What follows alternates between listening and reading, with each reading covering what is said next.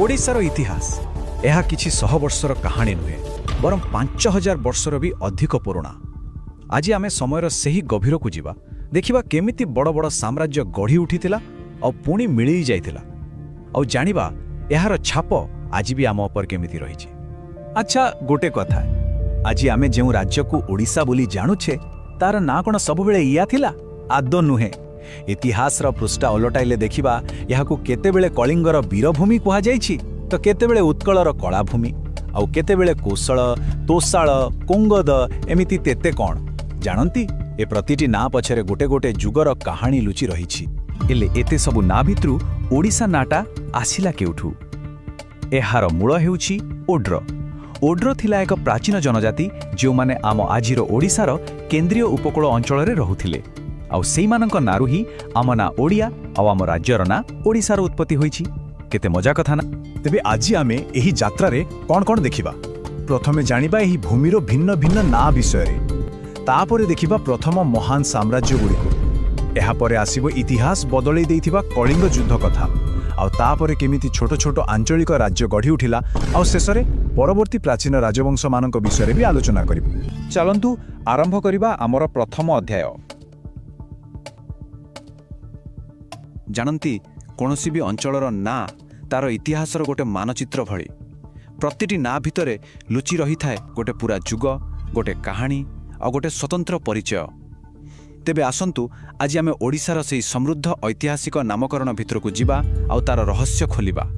अच्छा केबे भाबिछंती गोटिए जागार केतेटा ना हेई पारे?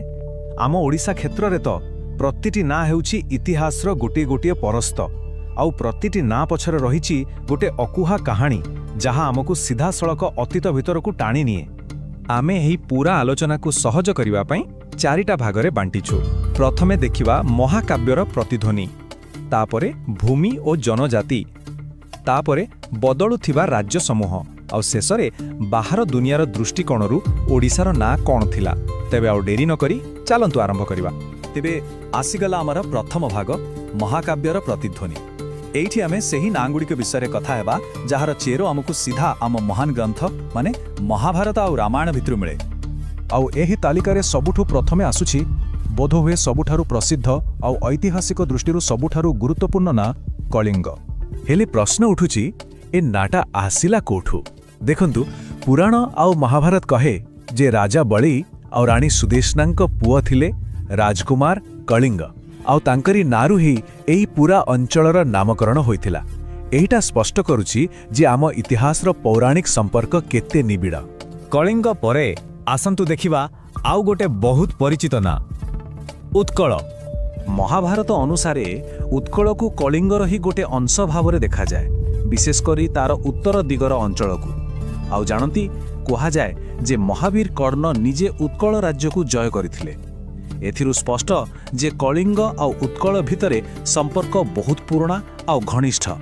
आमर तृतीय पौराणिक ना हेउछि दक्षिण कोशल। जदि आमे एहार भौगोलिक स्थिति देखिबा तेबे आजिरा छत्तीसगढ़ आउ आम पश्चिम ओडिशार किछि अंश को नहीं गढ़ा होइथिला दक्षिण कोशल। आउ रामायण अनुसारे एहा थिला स्वयं प्रभु श्रीरामंक पुआ कुशंक राज्य। ठीक अछि, एबे चालंतु आमर द्वितीय भाग आड़कू भूमि और जनजाति। एठी आमे सेई नागुड़िको उपरे नजर पकेबा जहा ए माटीर भूगोल आउ एठी रहुतिबा लोकमानंको उपरे आधारित थिला। आउ एही पर्यायर प्रथम ना हेउछि महाकांतर। नाटा सुनिले ही गोटे विशाल प्राकृतिक परिवेशर कथा मन को आसुछि नुहे कि? देखंतु महाकांतर सीधा सड़क अर्थ हेउछि विराट जंगल। ए नाटा विशेष करी गुप्त साम्राज्य समय व्यवहार हेउथिला आउ एहा आजिर कलाहांडी और जयपुर अंचल को बुझाउथिला। एथिर सहजरे अनुमान करी हेउछि जे सेतेबेले ए अंचल केते घंचा जंगल रे भरी रहिथिला। एबे गोटे बहुत मजेदार कथा, दुईटा ना अछि उद्र आउ ओड्र। सुनिबाकू प्राय एका भली, हेले ए दुईटार अर्थ पूरा अलगा। ओड्र थिला आम ओडिशार उपकूलीय अंचल बा राज्य, किंतु ओड्र थिला कलिंग आउ दक्षिण कोशल भितरे थिबा पहाड़िया इलाका। आउ ए नाटा आसीथिला सेठाकार ओड्र जनजातिंको नारु। ଆଗକୁ ଆସୁଛି ଗୋଟେ ବହୁତ ସୁନ୍ଦର ଆଉ କାବ୍ୟିକ ନାଁ କମଳମଣ୍ଡଳ। କମଳମଣ୍ଡଳ ଏହାର ଅର୍ଥ ହେଉଛି ପଦ୍ମ ଅଞ୍ଚଳ। ଆଜିର କଳାହାଣ୍ଡି ଜିଲ୍ଲାରେ ଥିବା ନର୍ଲା ଅଞ୍ଚଳ ପାଇଁ ଏହି ନାଁଟି ବ୍ୟବହାର କରାଯାଉଥିଲା। ନାଁରୁ ହିଁ ସେ ଜାଗାର ପ୍ରାକୃତିକ ସୁନ୍ଦରତା ବିଷୟରେ ଜଣାପଡ଼ୁଛି। ଆସନ୍ତୁ ଏବେ ଆମେ ଆମ ଆଲୋଚନାର ତୃତୀୟ ଭାଗରେ ପ୍ରବେଶ କରିବା, ବଦଳୁଥିବା ରାଜ୍ୟ ସମୂହ।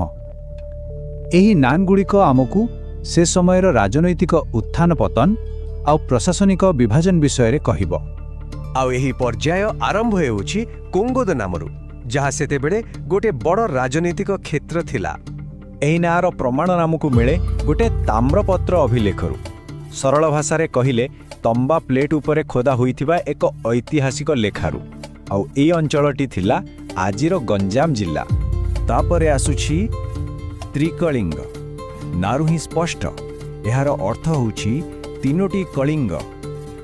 ଏହା ପ୍ରକୃତରେ ତିନୋଟି ରାଜ୍ୟର ଏକ ରାଜନୈତିକ ମିଳନ ଥିଲା: କଳିଙ୍ଗ, ଦକ୍ଷିଣ କୋଶଳ ଆଉ କୋଙ୍ଗୋଦ। ଆଉ ଏହାର ପ୍ରମାଣ ବି ଆମକୁ ସୋନପୁରରୁ ମିଳିଥିବା ତାମ୍ରପତ୍ରରୁ ହିଁ ମିଳେ। ଏବେ ଆଉ ଗୋଟେ ବହୁତ ଗୁରୁତ୍ୱପୂର୍ଣ୍ଣ ନାଁ ତୋଷାଳେ, ଯାହାର ସମ୍ପର୍କ ସିଧା ମୌର୍ଯ୍ୟ ସାମ୍ରାଜ୍ୟ ସହିତ। ତୋଷାଳୀ ଥିଲା କଳିଙ୍ଗର ଗୋଟେ ମୁଖ୍ୟ ପ୍ରଶାସନିକ ବିଭାଗ, ଆଉ ଏହାକୁ ସ୍ଥାପନ କରିଥିଲେ ସମ୍ରାଟ ଅଶୋକ। ଆହୁରି ମଜାର କଥା ହେଲା, ଏହାର ରାଜଧାନୀ ଆଜିର ଧଉଳି ପାଖାପାଖି ଥିଲା ବୋଲି ଚିହ୍ନଟ କରାଯାଇଛି। ଏଥିରୁ ସେ ସମୟର ଶାସନ ବ୍ୟବସ୍ଥା କେତେ ସୁସଂଗଠିତ ଥିଲା ତାହା ଜଣାପଡ଼େ। ଆଉ ଏବେ ଆମେ ପହଞ୍ଚିଛୁ ଆମର ଚତୁର୍ଥ ଓ ଅନ୍ତିମ ଭାଗରେ, ବାହାର ଦୁନିଆର ଦୃଷ୍ଟି। ଏଠି ଆମେ ଦେଖିବା ଯେ ବିଭିନ୍ନ ଦେଶର ଲେଖା ଆଉ ସଂସ୍କୃତିରେ ଆମ ଅଞ୍ଚଳ କେଉଁ ନାଁରେ ପରିଚିତ ଥିଲା। ଦେଖନ୍ତୁ, ବୌଦ୍ଧ ଧର୍ମଗ୍ରନ୍ଥରେ ଓଡ଼ିଶା ପାଇଁ ଓଡିଆନ୍ ଆଉ ଓଡିଭିସା ଭଳି ନାଁ ବ୍ୟବହାର ହୋଇଛି। ସେହିପରି ତାରିଖ ଏ ନାସିରୀ ଭଳି ପାର୍ସି ଲେଖାରେ ଏହି ଅଞ୍ଚଳକୁ ଯାଜନଗର ବୋଲି କୁହାଯାଇଛି। ଏସବୁରୁ ଗୋଟିଏ କଥା ସ୍ପଷ୍ଟ, ଓଡ଼ିଶାର ଖ୍ୟାତି ସେତେବେଳେ ଦେଶ ବିଦେଶରେ ବ୍ୟାପି ସାରିଥିଲା। ତେବେ ଆଜିର ଏହି ପୁରା ଆଲୋଚନାରେ ଆମେ ମୋଟ 13ଟି ଅଲଗା ଅଲଗା derives from the son of King Bali and Queen Sudeshna। ପୁରାଣ ଓ ମହାଭାରତ ଅନୁସାରେ କେଉଁ ନାମ ରାଜା ବଳି ଓ ରାଣୀ ସୁଦେଷ୍ଣାଙ୍କ ପୁତ୍ରଙ୍କ ନାମରୁ ଆସିଛି? ବିକଳ୍ପଗୁଡ଼ିକ ହେଲା ଉତ୍କଳ, କଳିଙ୍ଗା, ମହାକାନ୍ତାରା, ଉଡ୍ର। ଏଇଟା ଗୋଟେ ବହୁତ ପ୍ରସିଦ୍ଧ କାହାଣୀ। ଉତ୍ତର ହେଉଛି କଳିଙ୍ଗ। କଳିଙ୍ଗା। ହଁ, କଳିଙ୍ଗ ନାମର ଉଲ୍ଲେଖ ପୁରାଣ ଓ ମହାଭାରତରେ ଅଛି। କୁହାଯାଏ ଯେ ରାଜା ବଳିଙ୍କ ପୁତ୍ର ରାଜକୁମାର କଳିଙ୍ଗଙ୍କ ନାମରେ ଏହି ଅଞ୍ଚଳ ନାମିତ ହୋଇଥିଲା। ଆଚ୍ଛା, ମହାଭାରତ କଥା ଉଠିଲା ବୋଲି ପରବର୍ତ୍ତୀ ପ୍ରଶ୍ନ ସେଇଠୁ। In the Mahabharata, which part of Kalinga was known as Utkala, conquered by Karna? ମାନେ ମହାଭାରତରେ କଳିଙ୍ଗର କେଉଁ ଅଂଶକୁ ଉତ୍କଳ କୁହାଯାଉଥିଲା, ଯାହାକୁ କର୍ଣ୍ଣ ଜୟ କରିଥିଲେ? Options: southern part, northern part, western part, eastern hilly region. Mahabharata ଅନୁଯାୟୀ ଉତ୍ତର ହେଉଛି ନର୍ଦର୍ନ ପାର୍ଟ, ଉତ୍ତର ଭାଗ। ହଁ, ଉତ୍କଳ ଥିଲା କଳିଙ୍ଗର ଉତ୍ତର ଭାଗ। ଆଉ ମହାଭାରତରେ ଉଲ୍ଲେଖ ଅଛି ଯେ କର୍ଣ୍ଣ ଏହି ଅଞ୍ଚଳକୁ ନିଜ ଅଧୀନକୁ ଆଣିଥିଲେ। ବହୁତ ବଢ଼ିଆ। ଏବେ ଟିକେ ଆଗକୁ ଯିବା ଗୁପ୍ତ କାଳକୁ। During the Gupta period, which historical name for Odisha is usually identified with the modern-day Kalahandi and Jaipur regions? Kalahandi ଓ ଜୟପୁର ଅଞ୍ଚଳକୁ ଗୁପ୍ତ କାଳରେ କ'ଣ କୁହାଯାଉଥିଲା? ବିକଳ୍ପଗୁଡ଼ିକ ହେଲା ଓଦ୍ରା, ମହାକାନ୍ତାରା, ସାଉଥ କୋସଲା, କଙ୍ଗୋଡା। ଗୁପ୍ତ ଯୁଗରେ ଏହି ଅଞ୍ଚଳର ନାଁ ଥିଲା ମହାକାନ୍ତାରା। ମହାକାନ୍ତାରା। ଆଜ୍ଞା, ଏହାର ଅର୍ଥ ହେଉଛି ବିଶାଳ ଜଙ୍ଗଲ। ତ ଏହି ନାମଟି ମୁଖ୍ୟତଃ ଆଧୁନିକ କାଳାହାଣ୍ଡି ଏବଂ ଜୟପୁରର ଜଙ୍ଗଲପୂର୍ଣ୍ଣ ଅଞ୍ଚଳକୁ ବୁଝାଉଥିଲା। ଠିକ୍। ପରବର୍ତ୍ତୀ ପ୍ରଶ୍ନ, which historical name for a kingdom in Odisha specifically referred to its coastal region? ମାନେ କେଉଁ ରାଜ୍ୟର ନାମ ବିଶେଷ ଭାବରେ ଉପକୂଳବର୍ତ୍ତୀ ଅଞ୍ଚଳକୁ ସୂଚିତ କରୁଥିଲା? ଅପସନ୍ସ: ଉଦ୍ରା, ଓଡିଆନା, କାମାଲାମଣ୍ଡଲା, ତ୍ରିକଲିଙ୍ଗା। ଏଥି ସଠିକ ଉତ୍ତର ହେବ ଉଦ୍ରା। ପୁଣି ଉଦ୍ରା? ହଁ, କାରଣ ଉଦ୍ରା ପ୍ରଥମେ ସେହି ରାଜ୍ୟ ଥିଲା ଯାହା ମୁଖ୍ୟତଃ ଆମ ଓଡ଼ିଶାର ଉପକୂଳବର୍ତ୍ତୀ ଅଞ୍ଚଳକୁ ନେଇ ଗଠିତ ଥିଲା। ଆଚ୍ଛା, ବୁଝିଲି। ଏବେ ସପ୍ତମ ପ୍ରଶ୍ନ, ଏଇଟା ବି ଓଡ୍ରାକୁ ନେଇ। The historical name Odra for Odisha was given after which tribe? And it referred to the hilly kingdom between Kalinga and South Kosala. ମାନେ ଓଡ୍ରା ନାମ କେଉଁ ଜନଜାତିଙ୍କ ନାମରେ ଦିଆଯାଇଥିଲା ଏବଂ ଏହା କଳିଙ୍ଗ ଓ ଦକ୍ଷିଣ କୋଶଳ ମଧ୍ୟରେ ଥିବା ପାହାଡ଼ିଆ ରାଜ୍ୟକୁ ବୁଝାଉଥିଲା? Options: Kalinga tribe, Odra tribe, Utkala tribe, Gupta tribe. ଏଇଟା ଆମେ ଆଗରୁ ବି ଟିକେ ଆଲୋଚନା କରିଛେ। ଉତ୍ତର ହେବ ଓଡ୍ରା ଟ୍ରାଇବ୍। ଓଡ୍ରା ଟ୍ରାଇବ୍। ହଁ, ଓଡ୍ର ନାମଟି ଓଡ୍ର ଜନଜାତିଙ୍କ ନାମରୁ ହିଁ ଆସିଥିଲା। ଆଉ ପରବର୍ତ୍ତୀ ସମୟରେ ଏହା କଳିଙ୍ଗ ଓ ଦକ୍ଷିଣ କୌଶଳ ମଧ୍ୟରେ ଥିବା ପାର୍ବତ୍ୟ ରାଜ୍ୟକୁ ବୁଝାଇଲା। ବଢ଼ିଆ। ଏବେ ଆସନ୍ତୁ ବୌଦ୍ଧ ଗ୍ରନ୍ଥ ବିଷୟରେ ଦେଖିବା। In Buddhist texts which name is mentioned as referring to Odisha according to some scholars. ଅର୍ଥାତ୍ କେତେକ ପଣ୍ଡିତଙ୍କ ମତରେ ବୌଦ୍ଧ ଗ୍ରନ୍ଥରେ ଓଡ଼ିଶାକୁ କେଉଁ ନାମରେ ଉଲ୍ଲେଖ କରାଯାଇଛି? ଅପସନ୍ସ: ଓଡିବିଶା, ଓଡିଆନା, ଜଜନଗର, ତୋସାଲି। ଏଠି ଉତ୍ତର ହେବ ଓଡିଆନା। ଓଡିଆନ୍। ଆଜ୍ଞା, ଓଡିଆନ୍ ନାମଟି ବୌଦ୍ଧ ଗ୍ରନ୍ଥରେ ମିଳେ। ଆଉ କିଛି ବିଦ୍ୱାନ ଏହାକୁ ବିଶେଷ ଭାବରେ ଓଡ଼ିଶା ସହିତ ଯୋଡ଼ିଥାନ୍ତି, ବିଶେଷ କରି ବଜ୍ରୟାନ ବୌଦ୍ଧ ଧର୍ମ ପାଇଁ। ଠିକ୍ ଅଛି। ପରବର୍ତ୍ତୀ ପ୍ରଶ୍ନ: what does the historical name Kamalamandalam mean and which region of Odisha does it refer to? ମାନେ କମଳମଣ୍ଡଳର ଅର୍ଥ କ'ଣ ଆଉ ଏହା କେଉଁ ଅଞ୍ଚଳକୁ ବୁଝାଏ? ବିକଳ୍ପଗୁଡ଼ିକ ହେଲା ନରଲା ଇନ୍ କାଲାହାଣ୍ଡି, ସୋନପୁର, ଗଞ୍ଜାମ, ଧୌଲି। ଏଟା ବହୁତ ସୁନ୍ଦର ନା। ଉତ୍ତର ହେଉଛି ନରଲା ଇନ୍ କାଲାହାଣ୍ଡି। କଳାହାଣ୍ଡିର ନରଲା? ହଁ, କମଳମଣ୍ଡଳର ଅର୍ଥ ହେଉଛି ପଦ୍ମ ଅଞ୍ଚଳ। ତ ଏହା କଳାହାଣ୍ଡି ଜିଲ୍ଲାର ନର୍ଲା ଅଞ୍ଚଳ ପାଇଁ ବ୍ୟବହୃତ ହେଉଥିଲା। ବାଃ। ଏବେ ଦଶମ ପ୍ରଶ୍ନ ହୁଁ। ରାମାୟଣକୁ ନେଇ। According to the Ramayana, which historical name for a region, including western parts of Odisha, was ruled by Kush, one of Rama's sons? Ramayana ଅନୁସାରେ ପଶ୍ଚିମ ଓଡ଼ିଶାକୁ ଅନ୍ତର୍ଭୁକ୍ତ କରୁଥିବା କେଉଁ ଅଞ୍ଚଳ ରାମଙ୍କ ପୁତ୍ର କୁଶଙ୍କ ଦ୍ୱାରା ଶାସିତ ହେଉଥିଲା? Options: Trikalinga, south Kosala, Kongoda, Tosali. ଏହାର ଉତ୍ତର ହେବ ସାଉଥ୍ କୋଶଳ। ଦକ୍ଷିଣ କୋଶଳ। ଆଜ୍ଞା, ରାମାୟଣ ଅନୁସାରେ ଦକ୍ଷିଣ କୋଶଳ ଆଧୁନିକ ଛତିଶଗଡ଼ ଏବଂ ପଶ୍ଚିମ ଓଡ଼ିଶାକୁ ବୁଝାଉଥିଲା। ଆଉ ଏଠାରେ ରାମଙ୍କ ପୁତ୍ର କୁଶ ଶାସନ କରୁଥିଲେ। ବୁଝିଲି। ଏବେ ଏକାଦଶ ପ୍ରଶ୍ନ। On a copper plate from Ganjam district, which historical name for part of Odisha is mentioned? Ganjam ଜିଲ୍ଲାରୁ ମିଳିଥିବା ତାମ୍ର ଫଳକରେ ଓଡ଼ିଶାର କେଉଁ ଐତିହାସିକ ନାମ ଉଲ୍ଲେଖ ଅଛି? ଅପସନ୍ସ: ତୋସାଲି, କୋଙ୍ଗୋଡା, ତ୍ରକଲିଙ୍ଗ, ଜଜନଗର। ଗଞ୍ଜାମର ତାମ୍ରଫଳକରେ, ହଁ, ଏହାର ଉତ୍ତର ହେବ କୋଙ୍ଗୋଡା। କୋଙ୍ଗୋଦ? ହଁ, କଙ୍ଗୋଦ ନାମଟି ଗଞ୍ଜାମ ଜିଲ୍ଲାରୁ ମିଳିଥିବା ତାମ୍ର ଫଳକରେ ଦେଖିବାକୁ ମିଳେ। ଏହା ପ୍ରାଚୀନ ଓଡ଼ିଶାର ଏକ ନିର୍ଦ୍ଦିଷ୍ଟ ଅଞ୍ଚଳକୁ ବୁଝାଉଥିଲା। ବହୁତ ଭଲ। ପରବର୍ତ୍ତୀ ପ୍ରଶ୍ନ: What does Trikalinga literally mean and what three regions did it encompass according to copper plates from Sonpur? ମାନେ ତ୍ରିକଲିଙ୍ଗର ଆକ୍ଷରିକ ଅର୍ଥ କ'ଣ ଆଉ ସୋନପୁର ତାମ୍ର ଫଳକ ଅନୁସାରେ ଏହା କେଉଁ ତିନୋଟି ଅଞ୍ଚଳକୁ ନେଇ ଗଠିତ ଥିଲା? ଅପସନ୍ସ ହେଲା Trikalingas, coastal, hilly and mountain. Trikalingas, Kalinga, south Kosala and Kangoda. Lotus regions Kalahandi, Bolangir and Sonepur, ଆଉ ହିଲି ଏରିଆ ଜୟପୁର। ଏହାର ସଠିକ୍ ଉତ୍ତର ହେଉଛି ତ୍ରିକଲିଙ୍ଗାସ୍, କଲିଙ୍ଗା, ସାଉଥ୍ କୋସଲା ଆଣ୍ଡ କଙ୍ଗୋଦା। ଆଚ୍ଛା। ହଁ, ତ୍ରିକଳିଙ୍ଗର ଅର୍ଥ ହେଉଛି ତିନି କଳିଙ୍ଗ, ଆଉ ଏହା କଳିଙ୍ଗ, ଦକ୍ଷିଣ କୋଶଳ ଓ କଙ୍ଗୋଦ ରାଜ୍ୟକୁ ମିଶାଇ ବୁଝାଉଥିଲା। ଏହା ଏକ ଶକ୍ତିଶାଳୀ ରାଜନୈତିକ ପରିଚୟ ଥିଲା। ଏକଦମ। ଏବେ ଅଶୋକଙ୍କ ସମୟକୁ ଫେରିବା। During the Ashoka period, which historical name was given to a city and subdivision of Kalinga, with its capital placed at modern-day Dholi? ଅଶୋକଙ୍କ ସମୟରେ କଳିଙ୍ଗର ଏକ ସହର ଓ ଉପଖଣ୍ଡର ନାମ କ'ଣ ଥିଲା, ଯାହାର ରାଜଧାନୀ ଆଧୁନିକ ଧଉଳିରେ ଥିଲା? ଅପସନ୍ସ: ଜଜନଗର, ଓଡିବିଶା, ତୋଶାଲି, କୋଶାଲା। ଏହାର ଉତ୍ତର ହେଉଛି ତୋଶାଲି। ତୋଶାଲି। ହଁ, ତୋଶାଲି ଅଶୋକଙ୍କ ସମୟରେ କଳିଙ୍ଗର ଏକ ପ୍ରମୁଖ ସହର ଏବଂ ପ୍ରଶାସନିକ ଉପଖଣ୍ଡ ଥିଲା, ଆଉ ଏହାର ରାଜଧାନୀ ଧଉଳିଠାରେ ଥିଲା ବୋଲି ଐତିହାସିକମାନେ ଚିହ୍ନଟ କରନ୍ତି। ବୁଝିଲି। 14 ନମ୍ବର ପ୍ରଶ୍ନ। In Buddhist texts, which name was used as a reference for Odisha? ଏଠି ପ୍ରଶ୍ନ ହେଉଛି, ବୌଦ୍ଧ ଗ୍ରନ୍ଥରେ ଓଡ଼ିଶା ପାଇଁ କେଉଁ ନାମ ବ୍ୟବହାର କରାଯାଉଥିଲା? ଅପସନ୍ସ: ଓଦ୍ର, ଓଡିବିଶା, ଉଦ୍ର, ଉତ୍କଳା। ଆମେ ଆଗରୁ ଓଡିଆନ୍ ବିଷୟରେ କହିଥିଲେ, କିନ୍ତୁ ଆଉ ଗୋଟେ ବହୁଳ ବ୍ୟବହୃତା ନାମ ହେଉଛି ଓଡିବିଶା। ଓଡିବିଶା। ଆଜ୍ଞା, ଓଡିବିଶା ନାମଟି ବୌଦ୍ଧ ଗ୍ରନ୍ଥରେ ବିଶେଷ ଭାବରେ ଓଡ଼ିଶା ପାଇଁ ବ୍ୟବହାର କରାଯାଇଥିବାର ଦେଖାଯାଏ। ଠିକ୍ ଅଛି।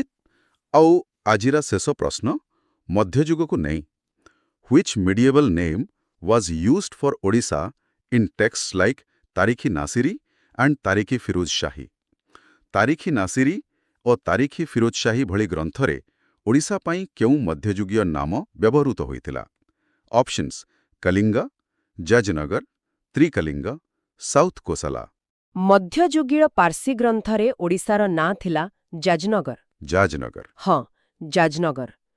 ସେତେବେଳେ ଯାଜପୁର ରାଜଧାନୀ ଥିବାରୁ ବାହାରର ଐତିହାସିକମାନେ ରାଜଧାନୀ ନାମରେ ହିଁ ପୂରା ରାଜ୍ୟକୁ ଚିହ୍ନଟ କରୁଥିଲେ। ମାନେ ପ୍ରଶ୍ନ number 16, which epic makes the earliest reference to Kalinga, Udra, the Baitarani river and goddess Viraja, ଅର୍ଥାତ୍ କେଉଁ ମହାକାବ୍ୟରେ ପ୍ରଥମ ଥର ପାଇଁ କଳିଙ୍ଗ, ଉଦ୍ର, ବୈତରଣୀ ନଦୀ ଆଉ ଦେବୀ ବିରାଜାଙ୍କ ବିଷୟରେ ଉଲ୍ଲେଖ ମିଳେ? ଅପସନ୍ଗୁଡ଼ିକ ହେଲା ରାମାୟଣ, ମହାଭାରତ, କପିଲ ସଂହିତା ଆଉ ମତ୍ସ୍ୟ ପୁରାଣ। ଏହାର ସଠିକ୍ ଉତ୍ତର ହେଉଛି ମହାଭାରତ। ମହାଭାରତ। ଆଜ୍ଞା, ମହାଭାରତର ବନପର୍ବରେ ଯେତେବେଳେ ପାଣ୍ଡବମାନେ ତୀର୍ଥଯାତ୍ରା କରୁଥିଲେ ସେତେବେଳେ ଏହି ଅଞ୍ଚଳର ବର୍ଣ୍ଣନା ଆସୁଛି। ଆଚ୍ଛା। ହଁ, ସେଥିରେ କଳିଙ୍ଗ, ଉଦ୍ର, ପବିତ୍ର ବୈତରଣୀ ନଦୀ ଆଉ ବିରାଜା କ୍ଷେତ୍ରର ମାହାତ୍ମ୍ୟ ବିଷୟରେ ସ୍ପଷ୍ଟ ଭାବରେ ଲେଖାଯାଇଛି। ତେବେ ଏହା କେବଳ ଗୋଟେ ପୌରାଣିକ ଉଲ୍ଲେଖ ନୁହେଁ, ବରଂ ଏକ ଐତିହାସିକ ପ୍ରମାଣ ଭଳି, ଯାହା ଦର୍ଶାଉଛି ଯେ ପ୍ରାଚୀନ ଭାରତରେ କଳିଙ୍ଗର ଏକ ସ୍ୱତନ୍ତ୍ର ପରିଚୟ ଥିଲା। ଠିକ୍ କହିଲି ନା? ଏକଦମ ଠିକ୍। ଏହା ସୂଚାଉଛି ଯେ ସେହି ସମୟରୁ ହିଁ ଏହି ଅଞ୍ଚଳର ଭୌଗୋଳିକ, ସାଂସ୍କୃତିକ ଏବଂ ଧାର୍ମିକ ପରିଚୟ ସୁପ୍ରତିଷ୍ଠିତ ଥିଲା। ବହୁତ ବଢ଼ିଆ। ଚାଲନ୍ତୁ ପରବର୍ତ୍ତୀ ପ୍ରଶ୍ନକୁ ଯିବା। ପ୍ରଶ୍ନ number 17, which Puranas mention Kalinga, Utkala and their legendary kings? ମାନେ କେଉଁ ପୁରାଣଗୁଡ଼ିକରେ କଳିଙ୍ଗ, ଉତ୍କଳ ଆଉ ସେଠାକାର ରାଜାମାନଙ୍କ ବିଷୟରେ ବର୍ଣ୍ଣନା ଅଛି? ଅପସନ୍ଗୁଡ଼ିକ ହେଲା ବାୟୁ ପୁରାଣ, ମତ୍ସ୍ୟ ପୁରାଣ, ଭାଗବତ ପୁରାଣ, ଅର୍ଥଶାସ୍ତ୍ର, ମନୁସ୍ମୃତି, ଦୀଘା ନିକାୟା, ମଝିମା ନିକାୟା କିମ୍ବା ଚନ୍ଦକିକ ପୁରାଣ। ଏହାର ଉତ୍ତର ହେଉଛି ପ୍ରଥମ ଅପସନ୍। ଓକେ। ବାୟୁ ପୁରାଣ, ମତ୍ସ୍ୟ ପୁରାଣ ଏବଂ ଭାଗବତ ପୁରାଣ। ଏହାଛଡ଼ା ହରିବଂଶ ଓ ବିଷ୍ଣୁ ପୁରାଣରେ ବି କଳିଙ୍ଗ ଓ ଉତ୍କଳର ରାଜବଂଶ ବିଷୟରେ କାହାଣୀମାନେ ରହିଛି। କିନ୍ତୁ ଗୋଟେ ପ୍ରଶ୍ନ, ପୁରାଣରେ ତ ଅନେକ କିମ୍ବଦନ୍ତୀ ଥାଏ, ତେବେ ଐତିହାସିକମାନେ ଏହାକୁ କେମିତି ଏକ ବିଶ୍ୱସନୀୟ ଉତ୍ସ ଭାବେ ନିଅନ୍ତି? ଦେଖନ୍ତୁ, ଏଇଟା ବହୁତ ଭଲ ପ୍ରଶ୍ନ। ସେମାନେ ପୁରାଣକୁ ସିଧାସଳଖ ଇତିହାସ ଭାବେ ଗ୍ରହଣ କରନ୍ତିନି, କିନ୍ତୁ ସେଥିରେ ଥିବା ରାଜାଙ୍କ ବଂଶାବଳୀ, ଜାଗାର ନାଁ ଏସବୁକୁ ଶିଳାଲେଖ କିମ୍ବା ମୁଦ୍ରା ସହିତ ତୁଳନା କରନ୍ତି। ଯେତେବେଳେ ଏସବୁ ମିଶିଯାଏ ସେତେବେଳେ ଇତିହାସର ଗୋଟେ ଚିତ୍ର ସ୍ପଷ୍ଟ ହୁଏ। ବୁଝିଲି, ମାନେ ପଜିଟିଭର ଖଣ୍ଡ ପରି। ଏବେ ଆସନ୍ତୁ ପରବର୍ତ୍ତୀ ପ୍ରଶ୍ନକୁ। Which Chinese pilgrim visited Odisha in 638-39 AD and referred to it as Wucha in Siuki? କେଉଁ ଚୀନ ପରିଭ୍ରାଜକ 638-39 ଖ୍ରୀଷ୍ଟାବ୍ଦରେ ଓଡ଼ିଶା ଆସିଥିଲେ ଆଉ ତାଙ୍କ ବହି ସିୟୁକିରେ ଏହାକୁ wucha ବୋଲି ଲେଖିଥିଲେ? ଅପସନ୍ ସବୁ ହେଲା ଫାହିଏନ୍, ହ୍ୟୁଏନ୍ସାଙ୍ଗ, ଇତ୍ସିଙ୍ଗ ଆଉ ମେଗାସ୍ଥେନିସ୍। ଏହାର ସଠିକ୍ ଉତ୍ତର ହେଉଛି ହ୍ୱେନ୍ସାଙ୍ଗ। ହ୍ୟୁଏନ୍ସାଙ୍ଗ। ଆଜ୍ଞା, ତାଙ୍କର ପ୍ରସିଦ୍ଧ ଭ୍ରମଣ କାହାଣୀ ସିୟୁକିରେ ସେ ଓଡ଼ିଶା ବିଷୟରେ ଲେଖିଛନ୍ତି। ଆଉ wucha ହେଉଛି ପ୍ରକୃତରେ ଓଡ୍ରର ଚୀନୀୟ ଉଚ୍ଚାରଣ। ଆଚ୍ଛା, ଓଡ୍ରରୁ wucha। କିନ୍ତୁ ସେ ଏତେ ଦୂରରୁ ଓଡ଼ିଶା କାହିଁକି ଆସିଥିଲେ? ମୁଖ୍ୟତଃ ସେ ବୌଦ୍ଧ ଧର୍ମର ପବିତ୍ର ସ୍ଥାନ, ଗ୍ରନ୍ଥ ଆଉ ପଣ୍ଡିତମାନଙ୍କର ସନ୍ଧାନରେ ଭାରତ ଆସିଥିଲେ। ଆଉ ସେହି ସମୟରେ ଓଡ଼ିଶା ଥିଲା ବୌଦ୍ଧ ଧର୍ମର ଏକ ବଡ଼ କେନ୍ଦ୍ର। ପୁଷ୍ପଗିରି ମହାବିହାର ସେତେବେଳେ ନାଳନ୍ଦା ପରି ହିଁ ପ୍ରସିଦ୍ଧ ଥିଲା। ବାଃ, ତେବେ ତାଙ୍କ ଲେଖା ଏକ ବୈଦେଶିକ ପ୍ରମାଣ? ନିଶ୍ଚିତ। ଏବେ ପରବର୍ତ୍ତୀ ପ୍ରଶ୍ନ। Who divided Kalinga into Gangetic, Middle and Kalinga divisions? କିଏ କଳିଙ୍ଗକୁ ଗ୍ୟାଙ୍ଗେଟିକ୍, ମଧ୍ୟ ଏବଂ କଳିଙ୍ଗ ଏହି ତିନୋଟି ଭାଗରେ ବାଣ୍ଟିଥିଲେ? ଅପସନ୍ ସବୁ ହେଲା ମେଗାସ୍ଥିନିସ୍, ପ୍ଲିନି, ଟଲେମି, କର୍ଟିୟସ୍। ଏହାର ଉତ୍ତର ହେଉଛି ପ୍ଲିନି। ହଁ, ରୋମାନ ଐତିହାସିକ ପ୍ଲିନି ତାଙ୍କ ପୁସ୍ତକ ନ୍ୟାଚୁରାଲ ହିଷ୍ଟ୍ରିରେ ଏହି ବିଭାଜନ କରିଥିଲେ। ଏହାଛଡ଼ା ମେଗାସ୍ଥିନିସ୍ ଆଉ ଟଲେମି ବି କଳିଙ୍ଗ ବିଷୟରେ ଲେଖିଛନ୍ତି। ଏହା ଆଶ୍ଚର୍ଯ୍ୟର କଥା ଯେ ଗ୍ରୀକ୍ ଏବଂ ରୋମାନ ଐତିହାସିକମାନେ କଳିଙ୍ଗ ବିଷୟରେ ଏତେ କଥା ଜାଣିଥିଲେ। କ'ଣ ସମ୍ପର୍କ ଥିଲା? ସମ୍ପର୍କର ମୂଳ କାରଣ ଥିଲା ବାଣିଜ୍ୟ। ବାଣିଜ୍ୟ? ଆଜ୍ଞା, କଳିଙ୍ଗ ସେତେବେଳେ ଏକ ଶକ୍ତିଶାଳୀ ସାମୁଦ୍ରିକ ଶକ୍ତି ଥିଲା। ଟଲେମି ଯେଉଁ ପାଲୁର ବନ୍ଦର କଥା କହୁଛନ୍ତି ତାହା ରୋମାନ ସାମ୍ରାଜ୍ୟକୁ ଦକ୍ଷିଣ ପୂର୍ବ ଏସିଆ ସହିତ ଯୋଡୁଥିଲା। ବୁଝିଲି। ତେଣୁ କଳିଙ୍ଗ ଏକ ଗୁରୁତ୍ୱପୂର୍ଣ୍ଣ ଅର୍ଥନୈତିକ ଭାଗିଦାର ଥିଲା। ଏକଦମ। ଏବେ ଆସନ୍ତୁ ପ୍ରତ୍ନତତ୍ତ୍ୱ ଉପରକୁ।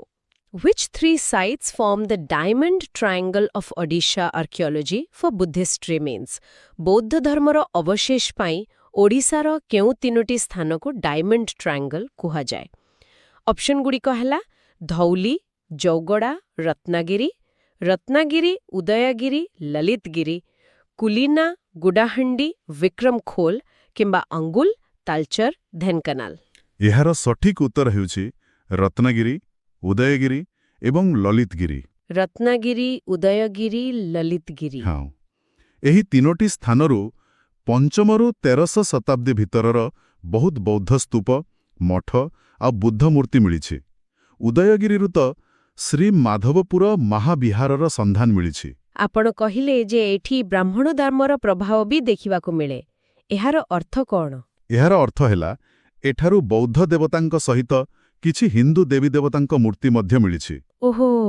ହଁ, ଏହା ସୂଚାଉଛି ଯେ ସେଠାରେ ବିଭିନ୍ନ ଧର୍ମ ଭିତରେ ସଂଘର୍ଷ ବଦଳରେ ସମନ୍ୱୟ ଆଉ ସହାବସ୍ଥାନ ଥିଲା। ଏହା ସେ ସମୟର ଧାର୍ମିକ ସହିଷ୍ଣୁତାର ଏକ ବଡ଼ ପ୍ରମାଣ। ନିଶ୍ଚୟ। ଠିକ୍ ଅଛି।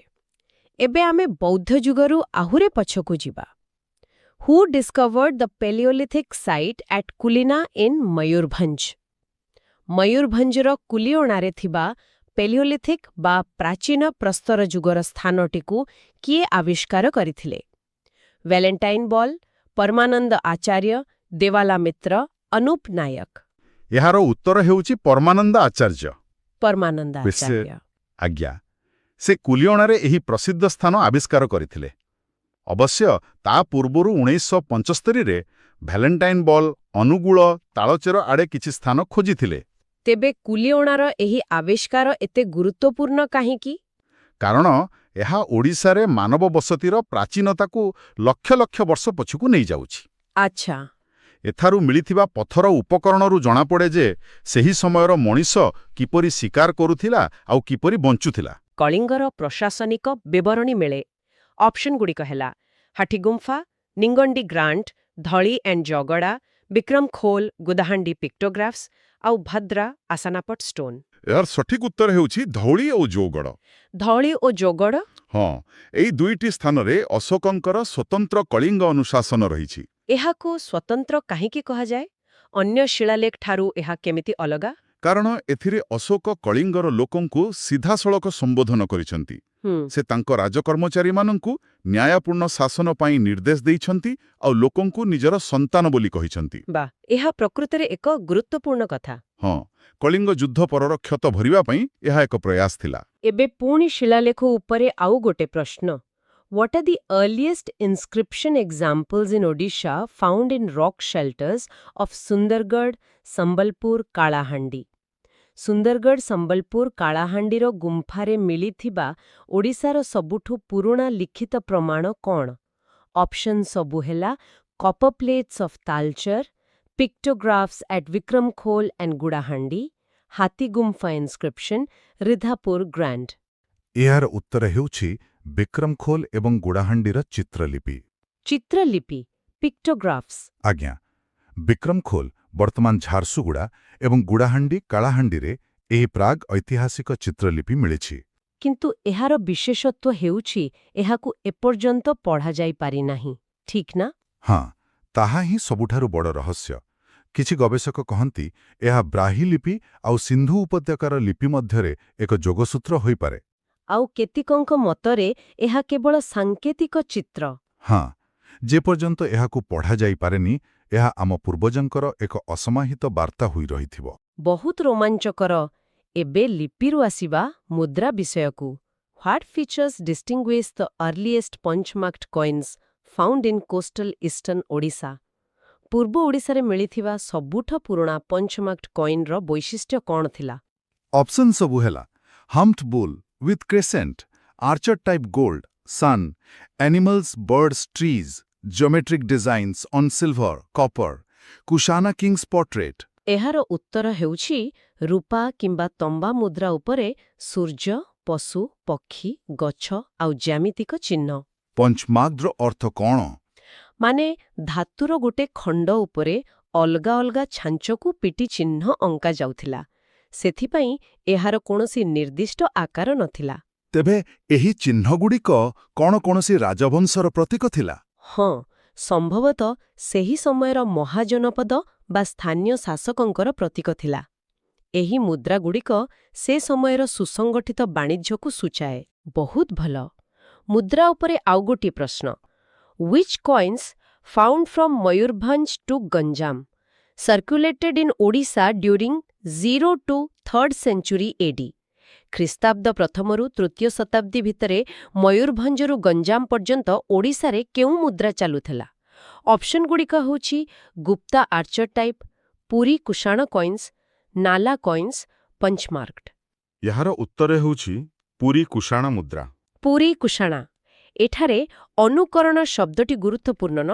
ଆଜ୍ଞା, କାରଣ ଏଗୁଡ଼ିକ ପ୍ରକୃତ କୁଷାଣ ମୁଦ୍ରାର ଅନୁକରଣରେ ତିଆରି ହୋଇଥିଲା। ତେବେ କ'ଣ କୁଷାଣମାନେ ଓଡ଼ିଶାକୁ ଶାସନ କରୁଥିଲେ? ନା, ତାର କୌଣସି ଦୃଢ଼ ପ୍ରମାଣ ନାହିଁ। ଅଧିକାଂଶ ଐତିହାସିକ ମତ ଦିଅନ୍ତି ଯେ ବାଣିଜ୍ୟକୁ ସହଜ କରିବା ପାଇଁ ସ୍ଥାନୀୟ ଶାସକମାନେ କୁଷାଣ ଡିଜାଇନର ଅନୁକରଣ କରି ନିଜ ମୁଦ୍ରା ତିଆରି କରୁଥିଲେ। ବୁଝିଲି। ଏବେ ଆସନ୍ତୁ ମନ୍ଦିର ସ୍ଥାପତ୍ୟକୁ। Which temples mark the early phase of Odishan Kalingan style architecture in 6th-7th century AD? ଷଷ୍ଠ ସପ୍ତମ ଶତାବ୍ଦୀରେ କଳିଙ୍ଗ ଶୈଳୀ ସ୍ଥାପତ୍ୟର ପ୍ରାରମ୍ଭିକ ପର୍ଯ୍ୟାୟକୁ କେଉଁ ମନ୍ଦିରଗୁଡ଼ିକ ଚିହ୍ନିତ କରନ୍ତି? ବିକଳ୍ପଗୁଡ଼ିକ ହେଲା ଲିଙ୍ଗରାଜ, ଜଗନ୍ନାଥ, ଲକ୍ଷ୍ମଣେଶ୍ୱର, ଭାରତେଶ୍ୱର, ଶତ୍ରୁଘ୍ନେଶ୍ୱର, ପାରଶୁରାମେଶ୍ୱର, ମୁକ୍ତେଶ୍ୱର, ଅନନ୍ତ ବାସୁଦେବା। ଏହାର ସଠିକ ଉତ୍ତର ହେଉଛି ଲକ୍ଷ୍ମଣେଶ୍ୱର, ଭରତେଶ୍ୱର, ଶତ୍ରୁଘ୍ନେଶ୍ୱର। ଭୁବନେଶ୍ୱରରେ ଥିବା ଏହି ତିନୋଟି ମନ୍ଦିର। ହଁ, ଏଗୁଡ଼ିକ କଳିଙ୍ଗ ଶୈଳୀର ରେଖା ଦେଉଳ ସ୍ଥାପତ୍ୟର ପ୍ରାରମ୍ଭିକ ବିକାଶକୁ ଦର୍ଶାଏ। ତେବେ ଲିଙ୍ଗରାଜ କିମ୍ବା କୋଣାର୍କ ପରି ବଡ଼ ମନ୍ଦିରର ଏଗୁଡ଼ିକ ଏକ ପ୍ରକାରର ଆଦିମ ରୂପ ଥିଲା? ନିଶ୍ଚିତ ଭାବରେ। ଏହି ମନ୍ଦିରଗୁଡ଼ିକ ଆକାରରେ ଛୋଟ ଆଉ ସରଳ। ଏଥିରେ ଜଗମୋହନ ବି ନାହିଁ। ଏଗୁଡ଼ିକୁ ଅଧ୍ୟୟନ କଲେ ଜଣାପଡ଼େ ଯେ କିପରି ଧୀରେ ଧୀରେ ମନ୍ଦିର ନିର୍ମାଣ କୌଶଳର ବିକାଶ ହେଲା। ମାନେ ଏଗୁଡ଼ିକ ହିଁ ସେହି ମହାନ ସ୍ଥାପତ୍ୟ ପରମ୍ପରାର ଭିତ୍ତିଭୂମି। ଏକ୍ଜାକ୍ଟଲି। ବହୁତ ସୁନ୍ଦର। ଏବେ ଆଜିର ଶେଷ ପ୍ରଶ୍ନ। Which prehistoric era sites in Odisha include ଗୁଡ଼ାହାଣ୍ଡି rock paintings and Yogimth cave art? ଓଡ଼ିଶାର କେଉଁ ପ୍ରାଗ୍ ଐତିହାସିକ ସ୍ଥାନଗୁଡ଼ିକରେ ଗୁଡ଼ାହାଣ୍ଡିର ପଥର ଚିତ୍ର ଏବଂ ଯୋଗୀମଥର ଗୁମ୍ଫା କଳା ଅଛି? ଅପସନ୍ଗୁଡ଼ିକ ହେଲା ଲୋଅର ପ୍ୟାଲିଓଲିଥିକ୍, ଅପର ପ୍ୟାଲିଓଲିଥିକ୍ ଆଣ୍ଡ ନିଓଲିଥିକ୍, ମେସୋଲିଥିକ୍ ଓନ୍ଲି, ଚାଲ୍କୋଲିଥିକ୍। ଏହାର ଉତ୍ତର ହେଉଛି ଉପର ପ୍ୟାଲିଓଲିଥିକ୍ ଏବଂ ନିଓଲିଥିକ୍। ଉପର ପ୍ୟାଲିଓଲିଥିକ୍ ଏବଂ ନିଓଲିଥିକ୍।